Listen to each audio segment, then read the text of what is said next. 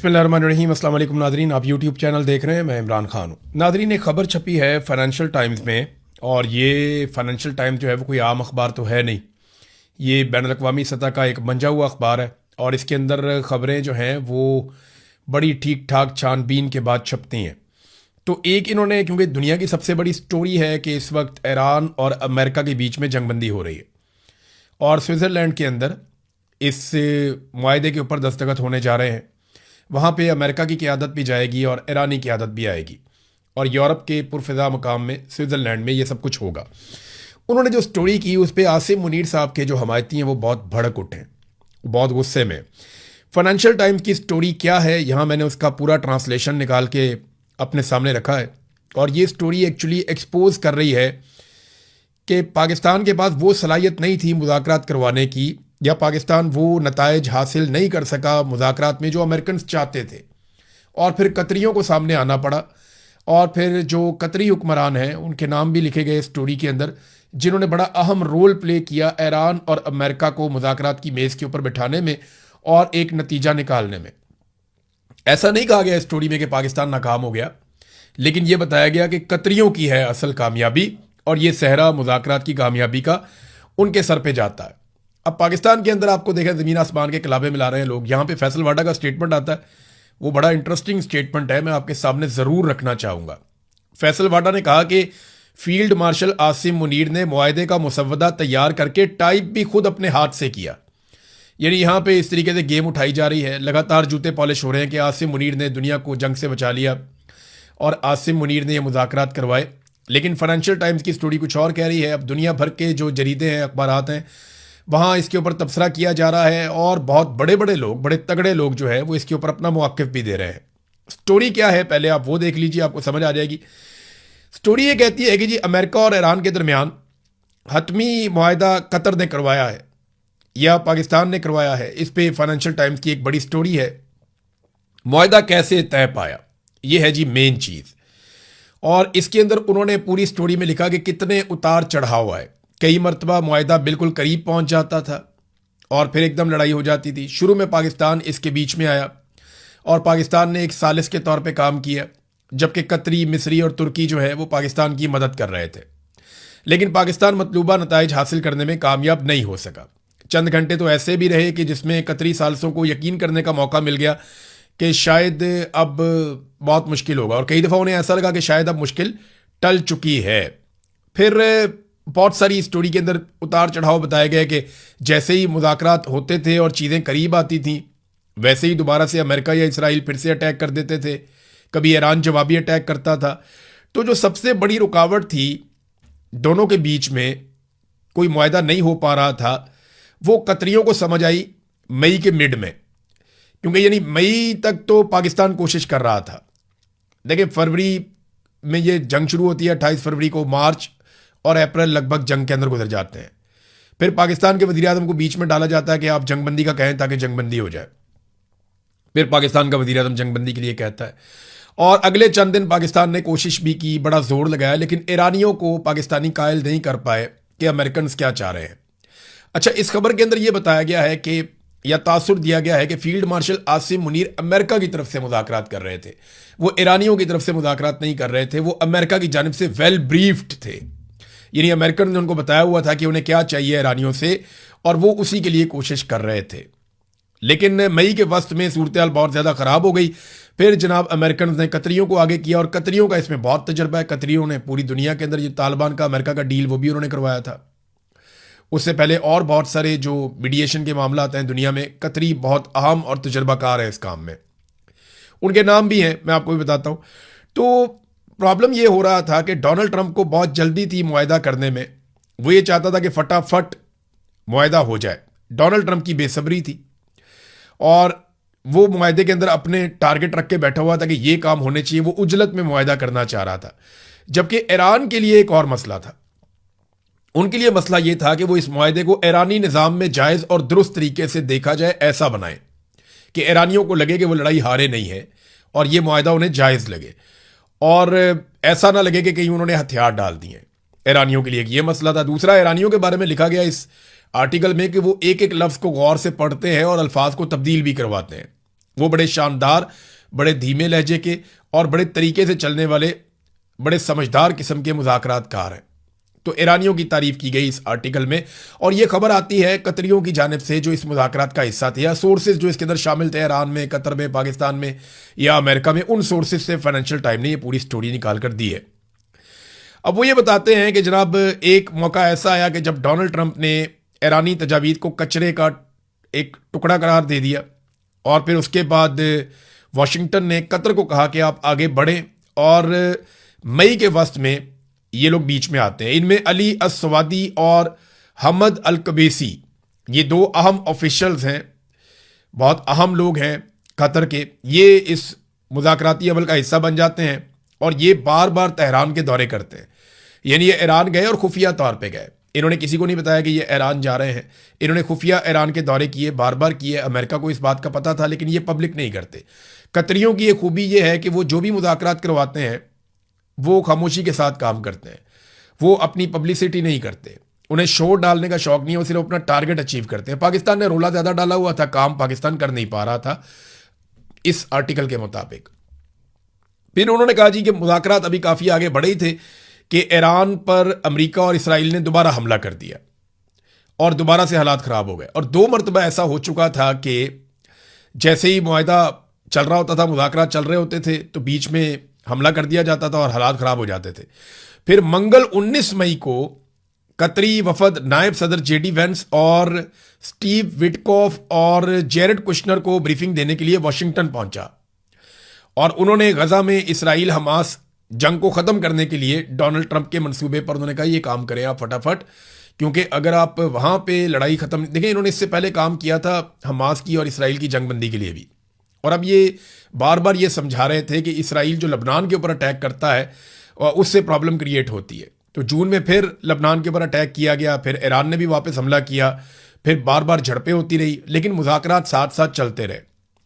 तो कतरियों ने कम से कम ईरान को ये समझाया कि मुज़ाकरात अगर नाकाम हो जाते हैं तो उनको कितना नुकसान होगा और कामयाबी में कितना फ़ायदा होगा, और अमेरिकन को ये बताया और उन्हें कायल किया कि इन शराइत के ऊपर तो ईरान कभी नहीं मानेगा, तो कुछ चीज़ें जो है इनका हल निकल सकता है। बहरहाल दोनों फ्रीकैन को आहिस्ता आहिस्ता, यानी दोनों को लगता था उनका पल्ला जो है वो भारी है, ईरानियों को लगता था कि हम तगड़े हैं, अमेरिकन को लगता था हम इनको तबाह कर देंगे, और इसलिए दोनों बात मानते नहीं थे। फिर कतरियों ने इसके अंदर, क्योंकि उनका बहुत वसी तजर्बा है ये काम करने में, उन्होंने कुछ ना कुछ करके ये मुज़ाकरात कामयाब बनाए। और एक मौका ऐसा भी आया कि तमाम अरब हुक्मरानों ने और फील्ड मार्शल ने डोनाल्ड ट्रंप को फ़ोन करके हमला ना करने की दरख्वास्त की थी। फिर इसके अंदर एक जुमला है जो ख़ास तौर पे मैं आपको बताना चाहूँगा कि ट्रंप के साथ फील्ड मार्शल के ताल्लुकात की बदौलत पाकिस्तानी अच्छी तरह से ब्रीफ्ड थे और इस अमल का चेहरा थे, यानी पाकिस्तानियों को सामने रखा गया था। लेकिन कतरियों ने खामोशी से दोनों फ्रीकैन को करीब लाने के लिए ज़्यादातर भारी भरकम काम किया। तो असल काम जो है वो ये आर्टिकल बता रहा है कि कतरियों ने किया है। क्रेडिट पाकिस्तान ही ले ले, बेशक पाकिस्तानी जाके वहाँ पे स्विट्ज़रलैंड के अंदर, क्योंकि देखें ना ये होना तो पाकिस्तान के अंदर था मुआहदा, अगर पाकिस्तान अमेरिका की खुशनुदी कर पाता या इसके लिए कोई नतीजा खेज पाकिस्तान इकदाम कर पाता। अब देखिए मैं आपको एक चीज़ बड़ी क्लियरली बताऊँ, ये मोहित पीरजादा साहब को सुन रहा था, उन्होंने भी यही बात की, तो बात ये ठीक है। हमारी जो मिलिट्री एस्टेब्लिशमेंट है ना, वो इस तरह ट्रेंड ही नहीं है कि वो मुज़ाकरात कर सके या बातचीत कर सके, उनके अंदर ये सलाहियत ही नहीं है। अगर उनमें ये सलाहियत होती तो बांग्लादेश थोड़ी टूट जाता, अगर ये सलाहियत होती तो वो इंडिया के साथ अपने मामलात बातचीत से हल कर लेते, सलाहियत होती तो अफ़गानिस्तान के साथ अपने मामलात बातचीत के साथ हल कर लेते, अगर सलाहियत होती तो पाकिस्तान के अंदर जो बलूचिस्तान से लेकर खैबर पख्तूनख्वा तक आग लगी हुई है वो आग ना लगी हुई होती, बातचीत करने की सलाहियत होती तो आज कश्मीर के अंदर लोगों का खून ना बह रहा होता, बातचीत करने की अगर सलाहियत होती तो पाकिस्तान तहरीक इंसाफ की मुखालफत में जो दर्जनों लोग कत्ल कर दिए गए, पाकिस्तान की मईशत का बेड़ा गर्क कर दिया गया, तो ये ना हो रहा होता। तो पाकिस्तान की एस्टेब्लिशमेंट में बातचीत करने की बिल्कुल कोई सलाहियत नहीं है, बिल्कुल नहीं है। ये सिर्फ बंदूक की ज़बान जानते हैं, मार कुटाई इनका काम है, मुकदमे दे दो, मार कुटाई कर लो, ये कर लो, वो कर लो, इसके अलावा कुछ नहीं कर सकते। बातचीत करने की सलाहियत इनमें नहीं है, अगर होती तो पाकिस्तान में आपको दिखाई देती। पाकिस्तान के हालात बता रहे हैं कि हम बातचीत करने की सलाहियत नहीं रखते। हाँ ये ज़रूर है कि अगर कोई हमें सामने कर ले तो एक्टिंग वैक्टिंग हम करके आ जाते हैं। तो इस पर अब पाकिस्तान में गुड्डी चढ़ाने की कोशिश की जा रही है। फील्ड मार्शल आसिम मुनीर की जनाब के हमारे डंके बज गए पूरी दुनिया में, वो बजेंगे भी, क्योंकि आपको फेस के तौर पे सामने रखा गया है। और कतरियों को ज़्यादा शौक नहीं है कि वो सामने आकर अपने गेम उठाएं, या कतरियों को ऐसी कोई मजबूरी भी नहीं है क्योंकि उनके मुल्क के अंदर उनकी हुकूमत और वो उनकी रहनी है, वो वहाँ पे तगड़े हैं और उनकी बादशाहत है, उन्हें प्रॉब्लम कोई नहीं है, तो वो अपना काम खामोशी के साथ करते हैं। पाकिस्तानियों को या पाकिस्तानी सरकार को या फील्ड मार्शल को ज़रा तारीफ़ों की ज़रूरत है कि हमें तारीफ़ें वारीफ़ें मिल जाए, लेकिन ये जो फाइनेंशियल टाइम की स्टोरी है इसके बाद जो गालम गलोच हो रही है फाइनेंशियल टाइम्स के ऊपर, जो लोग इस पर तबसरा कर रहे हैं उनके ऊपर भी हो रही है और बहुत सारे टाउट्स छोड़ दिए गए हैं इस काम को करने के लिए। अच्छी बात यह है कि चले दुनिया में अमन आने जा रहा है, कोई भी लेकर आ रहा है, अमन आने जा रहा है, तो अब पाकिस्तान के अंदर कम से कम ये बहाना तो ख़त्म हो जाएगा ना कि हमने महंगाई इसलिए कर दी कि दुनिया में अमन नहीं था। दुनिया में कहीं कोई पटाखा चल जाए ना तो पाकिस्तान के अंदर चीज़ें महंगी हो जाती हैं। इनको तो बहाना चाहिए चीज़ें महंगी करने का, इनको तो बहाना चाहिए पाकिस्तानी लोगों का खून निचोड़ने का, लिहाजा कम से कम ये बहाना तो ख़त्म होगा। शहबाज शरीफ ने ना एक स्टेटमेंट दिया, उसके बाद मैं ये सोच रहा था कि हमारे जो मौजूदा हुक्मरान है पाकिस्तान में, इन जैसे झूठे तो हमने ना कभी पढ़े ना कभी देखे। यानी शहबाज शरीफ का आप स्टेटमेंट देखें आप हैरान रह जाएंगे। ये एक्सप्रेस न्यूज़ के ऊपर छपा हुआ है, पहले आप स्टेटमेंट सुने फिर मैं आपको बताता हूँ इन्होंने गेम क्या डाली। शहबाज शरीफ ने कहा यह मुमकिन नहीं कि अवाम कुर्बानी दें और अशराफिया मुराद हासिल करती रहे।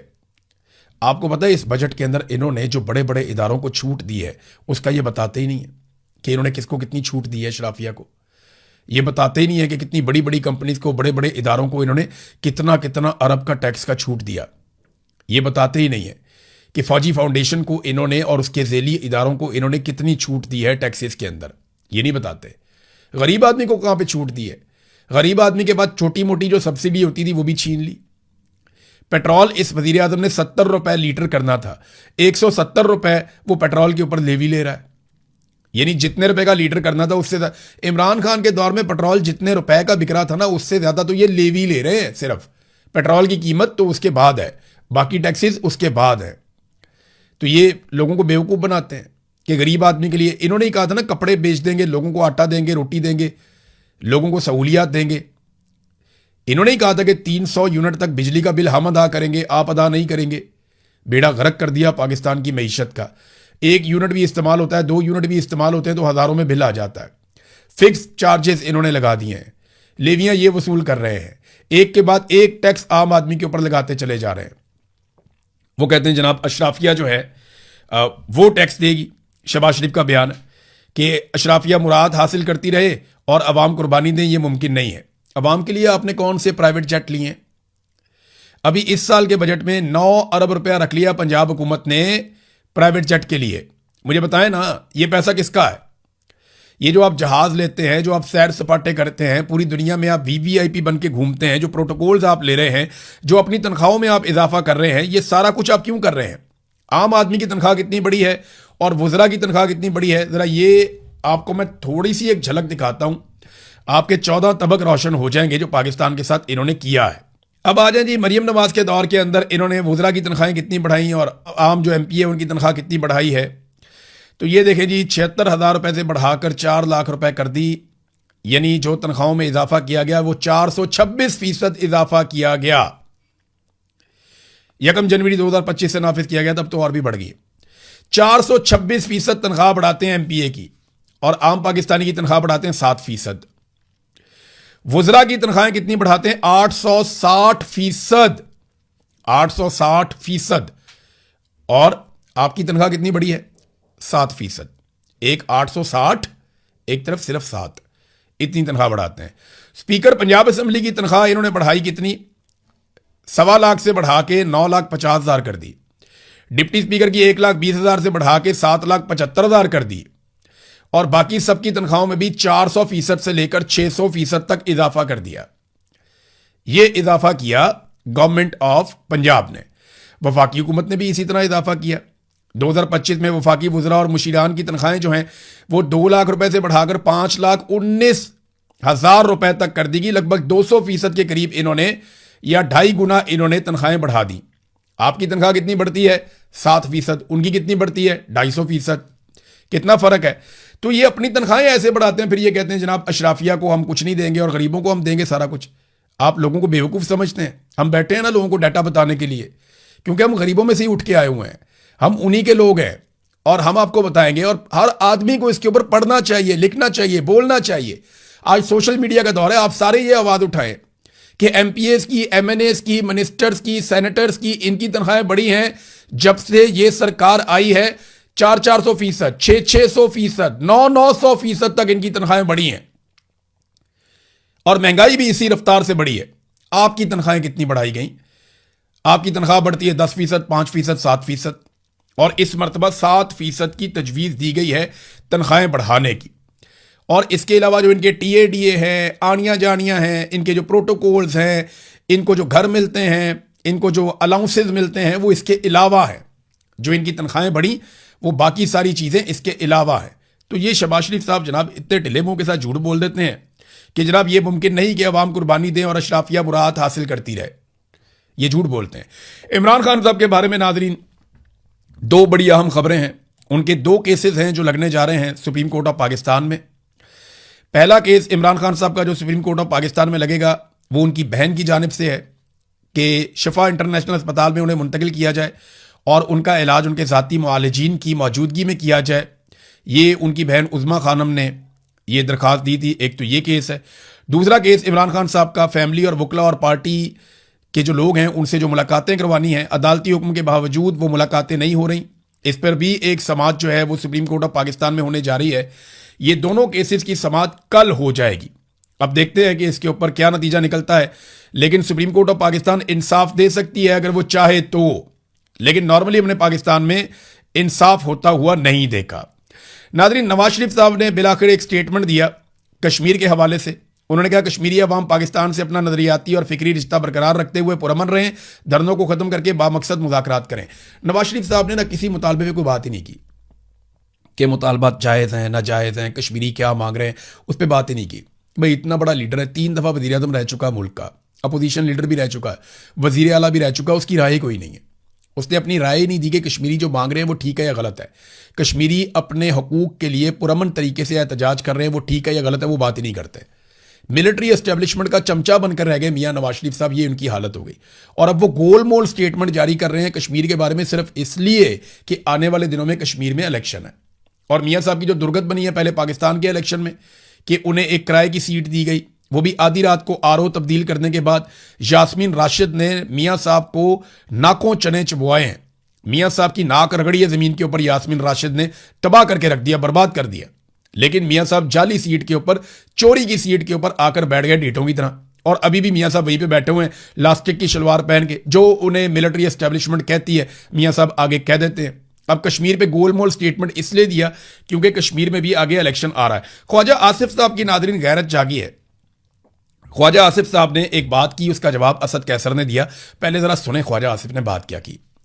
ख्वाजा आसिफ ने कहा कि हम असद कैसर के घर ISI अफसरान की मौजूदगी में बिल्स की नोक पलक दुरुस्त करते थे। ये ऐसा कहा जैसे ये रोज करते थे। लेकिन वहां पे जो असद कैसर है उसने ये कहा कि ISI अफसरान FATF बिल पर अपनी इनपुट दे रहे थे, ये हुआ था मेरे घर पे। यानी ख्वाजा आसिफ ये कह रहे हैं कि हमने एक कानून साजी करनी थी और ये FATF की कानून साजी थी। हम गए इनके घर पे असद कैसर साहब के, और वहाँ पे ISI के अफसरान बैठे हुए थे और उनकी मौजूदगी में हम इस पे काम कर रहे थे और वो अपनी इनपुट दे रहे थे। असद कैसर कहते हैं जी बिल्कुल ये तो FATF का मामला था और उनकी इनपुट की हमें ज़रूरत थी। इंस्टीट्यूशनल मेमोरी एक होती है, उनको हमने बुला लिया था, उनसे हमने काम लिया था। देखिए जो ब्रीफिंग है वो मंगाई भी जा सकती है। आप ये कह सकते हैं कि हमें ये चीज़ों की ज़रूरत है, आप आकर हमें बताएं। लेकिन फौज की सियासत में मुदाखलत है, इससे इनकार नहीं किया जा सकता। इमरान खान के दौरे हुकूमत में भी थी, गलत थी, नहीं होनी चाहिए थी। लेकिन और इमरान खान साहब को इस बात का इदराक भी हुआ। इमरान खान साहब ने इस बात पे अफसोस का इजहार भी किया कि उन्होंने एस्टेब्लिशमेंट पे जितना भरोसा किया या जितना इमरान खान साहब ने मिलिट्री एस्टेब्लिशमेंट पर इन्हिसार किया अपनी हुकूमत चलाने में, वो उन्हें नहीं करना चाहिए था। इमरान खान साहब ने खुद इस बात के ऊपर एतराफ़ भी किया। तो इमरान खान साहब ने तो एतराफ़ कर लिया। जब ख्वाजा आसिफ साहब एतराफ़ कर रहे हैं, उनका ज़मीर जाग रहा है कि जनाब वहाँ ISI वाले बैठे थे। उस टाइम ख्वाजा आसिफ साहब को क्या हुआ था? तब तो आप इनकलाबी होते थे, तब तो मियाँ साहब इनकलाबी होते थे। बाहर निकल कर बताते ना कि अंदर ISI के अफसर बैठे हुए हैं, वो हमारे से कानून साजी करवा रहे हैं। आज ख्वाजा आसिफ ने यह बात क्यों की? वो इसलिए की कि वो PTI को और अपने आप को एक जैसा आज के दौर में दिखाना चाहते हैं। ख्वाजा साहब दौर बहुत आगे निकल गया है। ख्वाजा साहब कहते हैं मेरा ज़मीर जाग गया, इसलिए मैं ये बता रहा हूं कि ISI के बंदे वहां बैठे हुए थे जहां पे मैं कानून साजी कर रहा था। तो ख्वाजा साहब गलतियां तो सबसे होती हैं, तो गलतियों को ठीक भी करना चाहिए ना। आज आप बड़े फख्र से कहते हैं जनाब हाइब्रिड सिस्टम, दोगला निज़ाम चल रहा है, फौज और हम मिलकर सारे काम कर रहे हैं। आज सारे काम में आप कहते हैं आसिम मुनीर बराबर के शरीक हैं। तो उस दौर में अगर आईएसआई के अफसरान आपको बुरे लग रहे थे तो आज आपको क्यों अच्छे लग रहे हैं? उस दौर में भी बुरे थे, आज भी बुरे हैं। असूल है तो फिर एक ही होना चाहिए। और दूसरी बात यह है कि अगर आपका ज़मीर जाग रहा है तो ज़मीर को ज़रा थोड़ा सा और झंझोड़ें और यह बताएं कि 3 मरतबा आप एमएनए कैसे बने। आप ये बताएं कि जनरल बाजवा ने आपको एमएनए कैसे बनाया था। आप ये बताएं कि जनरल आसिम मुनीर ने आपको एमएनए कैसे बनाया। आप ये बताएं कि रेहाना डार के मुकाबले में आपको जाली फॉर्म 47 कैसे जारी किया गया। जब टीवी चैनल ने बता दिया कि आप इलेक्शन हार चुके हैं, आप फारिग हो गए हैं, तो फिर आप रातों रात इलेक्शन कैसे जीत गए? ख्वाजा आसिफ साहब, ज़मीर जगाना है तो ज़मीर को पूरी तरह से जगाइए, हाइब्रिड निज़ाम को लात मारिए। और मुझे लगता है ख्वाजा आसिफ इसलिए बोल रहे हैं कि अभी वजारतें तब्दील होने का वक्त आ गया। तो ख्वाजा साहब को लगता है कि थोड़ा ब्लैकमेल करूंगा तो मुझे कोई वजारत मिल जाएगी। और वजारतों के बारे में बताया जा रहा है कि मोहसिन नकवी की, इसहाक डार की, ख्वाजा आसिफ की और एहसन इकबाल वगैरह की कुछ लोगों की वजारतें तब्दील हो सकती हैं। तो देखते हैं वजारतों की तब्दीली में क्या होता है। भारत गिलगित बल्तिस्तान में नताइज नाजरीन अब जारी कर दिए गए हैं। मिलिट्री एस्टेब्लिशमेंट का इलेक्शन था, उनकी मर्जी के मुताबिक नताइज जारी होने थे। नताइज के मुताबिक पीपल्स पार्टी 11, नून लीग 6, आईपीपी 4, पीटीआई 2, पीटीआई के आज़ाद उम्मीदवार, बहुत सारी सीटें तो उनसे छीन भी ली, पीपल्स पार्टी को भी दे दी, पीएमएलएन को भी दे दी, और एमडब्ल्यूएम 1 सीट। तो कुल 24 नशिस्तें, 12-13 नशिस्तें आपको चाहिए। तो 11 तो पीपल्स पार्टी के पास है। अगर वो आईपीपी को अपने साथ मिला लें, पीपल्स पार्टी वाले जो 4 आज़ाद उम्मीदवार है वो चारों आईपीपी में चले गए। आईपीपी खुद एक भी सीट नहीं जीती और चारों आज़ाद उम्मीदवार वो पीपल्स पार्टी में चले जाते, उनकी हुकूमत बन रही है, या पीएमएलएन में चले जाते, वो मिलकर हुकूमत बना लेते। लेकिन नहीं, वो आईपीपी के अंदर गए क्योंकि उन्हें वहां का रास्ता दिखाया गया कि उधर चले जाओ, पैसे भी उधर है, वही आपको वजारतें लेकर देंगे। तो जनाब 4 उम्मीदवार चले गए गिलगित बल्तिस्तान के जो आज़ाद जीते थे, आईपीपी में चले गए और अब वो पीपल्स पार्टी के साथ मिलकर हुकूमत भी बनाएंगे। नाज़रीन, बजट की बात हो रही थी तो जरा थोड़ा सा मैं आपको और बता दूं बजट के बारे में कि पंजाब हुकूमत का है। पंजाब में सेहत और तालीम का जो बजट है वो 232 अरब रुपयों से मजीद कम कर दिया गया है। सेहत और तालीमी जो तरक्याती बजट है उसका 58% कम कर दिया गया है। ये नाजरीन बजट में वीआईपी जहाज के लिए 9 अरब रुपए होंगे। अब आप अंदाज़ा करें कि ये हमारी प्रायोरिटीज़ हैं कि तालीम और सेहत, इन 2 चीज़ों के बगैर कोई मुल्क आगे नहीं बढ़ सकता। तो तालीम और सेहत पे जो तरक्याती बजट है उसमें कट लगा दिया गया 58% का। पंजाब के अंदर 58% का कट लगा दिया गया। तालीम और हेल्थ, इनके अपने बच्चे बाहर जाएंगे, बाहर पढ़ेंगे, इनके अपना सेहत का सारा मामला पाकिस्तान से बाहर है, अपने अस्पताल पाकिस्तान में बनाए हुए हैं, वहां पे अपनी मर्जी के डॉक्टर रखे हुए हैं और जब दिल करता है इलाज के लिए पूरी दुनिया में जाते हैं। तो आम आदमी का क्या बनेगा? उसका तो बजट काटते जा रहे हैं, काटते जा रहे हैं, जेब भी काट रहे हैं, बजट भी काट रहे हैं, सहूलत भी नहीं दे रहे, पैसा भी छीन रहे हैं। अब तक के लिए इतना ही। अपना ख्याल रखिएगा, अपने चैनल का भी। अल्लाह हाफिज़।